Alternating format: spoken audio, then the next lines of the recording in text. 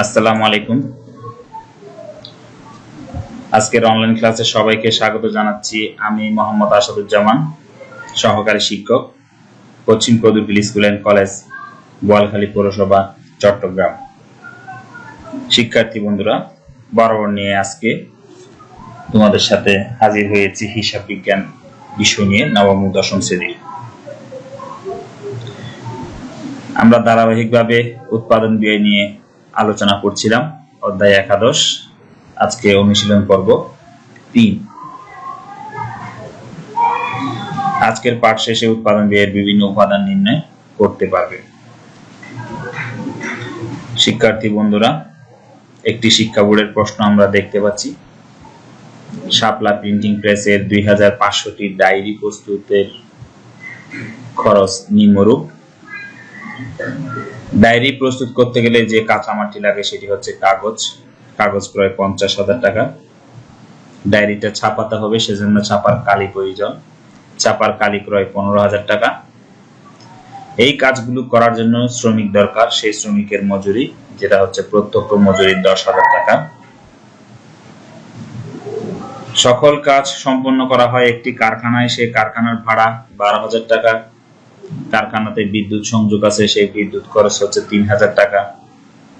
Office খরচ 4,500 টাকা এবং কর্মচারীর বেতন হচ্ছে 8,000 টাকা। এই ছিল উদ্দীপক। ক নাম্বার প্রশ্ন দেওয়া আছে, মুখ্য ব্যয় নির্ণয় করো। তাহলে আমরা শাপলা প্রিন্টিং প্রেসের মুখ্য ব্যয় নির্ণয় করব।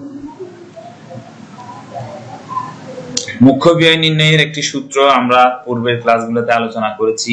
মুখ্য ব্যয় নির্ণয়ের সূত্র হচ্ছে প্রত্যক্ষ কাঁচামাল, প্রত্যক্ষ শ্রম এবং প্রত্যক্ষ অন্যান্য খরচ যোগ করে যে যোগফলটি পাওয়া যায় তার নাম হচ্ছে মুখ্য ব্যয়। তাহলে আমরা এখানে প্রত্যক্ষ কাঁচামাল হিসেবে কাগজ ক্রয় পেয়েছি, প্রত্যক্ষ শ্রম অর্থাৎ প্রত্যক্ষ মজুরি পেয়েছি এবং প্রত্যক্ষ খরচ অন্যান্য যেগুলো সেটার মধ্যে আমরা ছাপার কালি ক্রয় 15,000 টাকা তিনটা পেয়েছি।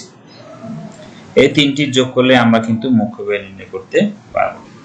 তাহলে শিক্ষার্থী বন্ধুরা, চলো গড় করে আমরা শুরু করি। শাপলা প্রিন্টিং প্রেসের মুখ্য ব্যয় নির্ণয়।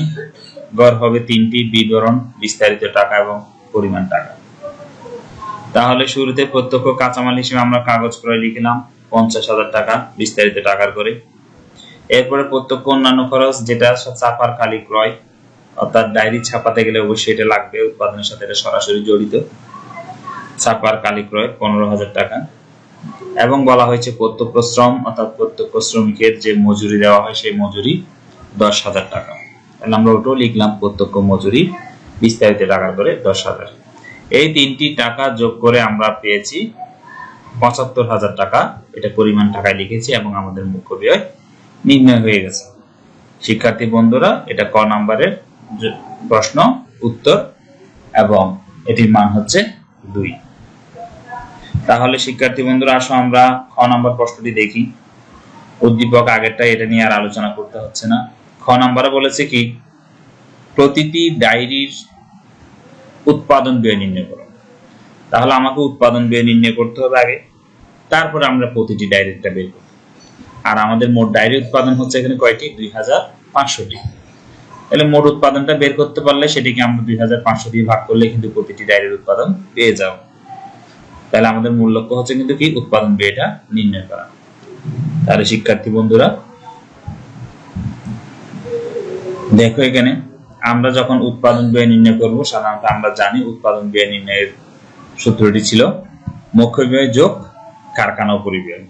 তাহলে মুখ্য ব্যয় আমরা ক থেকে পেয়েছি 75,000 টাকা, এটা লিখলাম প্রথম অংশ থেকে যেটা পেয়েছি, যোগ কারখানা উপরিব্যয় অর্থাৎ কারখানা সংক্রান্ত যাবতীয় খরচগুলো হচ্ছে কিন্তু কারখানা উপরিব্যয়। আমরা উদ্দীপকে দেখেছি কারখানা সংক্রান্ত দুইটি খরচ রয়েছে, একটি হচ্ছে কারখানার ভাড়া, অপরটি হচ্ছে কারখানার বিদ্যুৎ খরচ। তাহলে এই দুইটি যোগ করলে আমরা কারখানা উপরিব্যয় পেয়ে যাব। তাহলে আমরা প্রথমে লিখলাম কারখানার ভাড়া 12,000 টাকা, কারখানার বিদ্যুৎ খরচ 3,000 টাকা। দুইটা যোগ করে আমরা পেলাম 12 আর 3 15,000 টাকা। এই 15,000 টাকা হচ্ছে আমার কারখানা উপরিব্যয়। মুখ্য ব্যয় আমরা খ থেকে পেয়েছি 75,000, কারখানা উপরিব্যয় পেয়েছি 15,000, দুইটি যোগ করে আমরা পেলাম 90,000। এই 90,000 টাকা হচ্ছে আমার কি উৎপাদন ব্যয়। কয়টি ডায়েরির উৎপাদন ব্যয়? এটি হচ্ছে 2500টি ডায়েরির উৎপাদন ব্যয়। কিন্তু শিক্ষার্থী বন্ধুরা, আমার প্রশ্ন ছিল প্রতিটি ডায়েরির উৎপাদন ব্যয় নির্ণয় করা।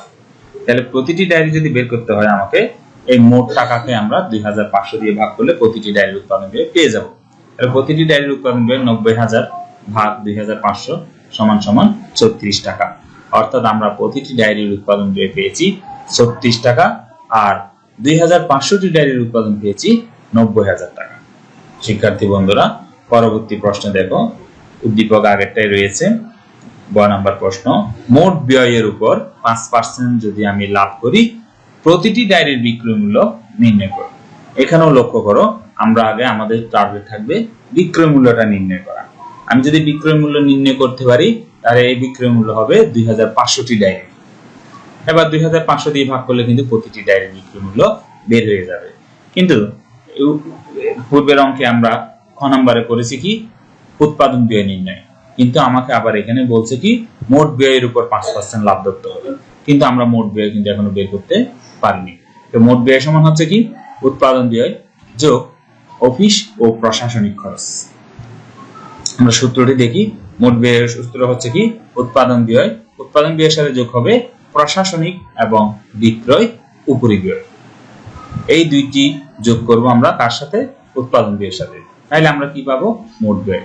যদি আমার এখানে প্রশ্নে মোট ব্যয় নির্ণয় করতে বলেনি, তারপর আমার এই মোট ব্যয়ের উপর 5% লাভ বের করার জন্য আমাকে মোট ব্যয়টা নির্ণয় করতে হবে। শিক্ষার্থী বন্ধুরা, আসো আমরা দেখি কিভাবে মোট ব্যয় বের করতে হয়।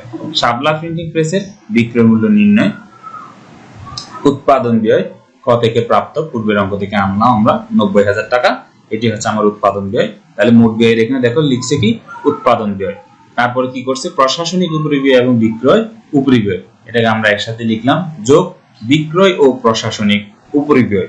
তাহলে শিক্ষার্থী বন্ধুরা, উদ্দীপকে দেখো কাগজ করে আমরা লিখে ফেলেছি, ছাপার কালি করে তাও লিখে ফেললাম, প্রত্যক্ষ মজুরি ওটাও লিখে ফেললাম, কারখানার ভাড়া, কারখানার বিদ্যুৎ খরচ লেখা হয়ে গেছে।